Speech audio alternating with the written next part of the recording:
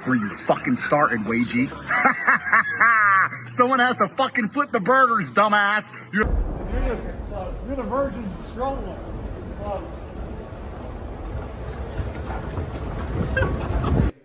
Why did you choose that insult? Why do you call people worms? And it's very, very clear to me, at least, why I call people worms. Worm is a pointless creature. The only reason a worm exists is so that bigger, more important animals can eat something. They don't do anything.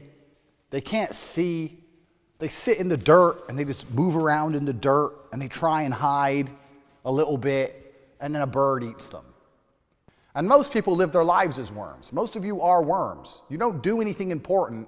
You're just living in your shit life, living your little dirt, just sitting there wriggling, hoping an eagle doesn't come along to fuck you up. And if an eagle did come along, you couldn't even defend yourself. A worm has no claws. It hasn't even got, like a skunk can spray smelly piss or something. A worm has zero defensive mechanism. A worm is absolutely and utterly useless. I've never heard of a story of valor that involves a worm. People use animals as insults. They'll say you're a bitch, which is a female dog. I don't think a female dog's that insulting to be. I know female dogs. You can have a female police dog that will charge at bullets, or you can have a fire dog that'll run in a burning building. What's so wrong about being a female dog? A dog can do something. Being a female worm would be much worse. Are there even female worms?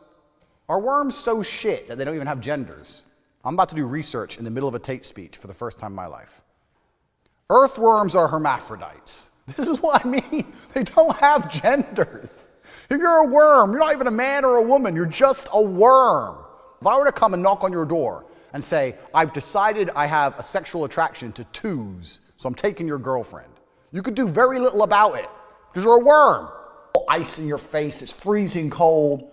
And then when we were practicing on the harness, when you pull the harness, you just get the biggest wedgie in history.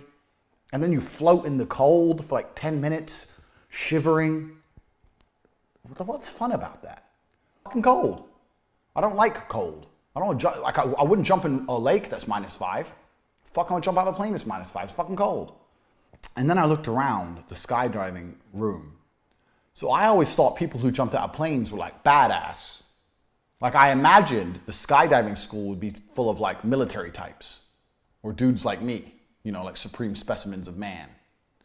But it was actually full of fucking geeks. I'm talking about 20 full-grown men sitting around a TV screen looking at videos of their last jump where they were doing patterns, discussing patterns. 20 full-grown men look at a TV screen. Hey man, bro, look, yeah, bro, when you held his hand, you need to do the inverse flip. And then all of them running and getting on skateboards. And pretending they're doing their geeks, bruv. I was like, what the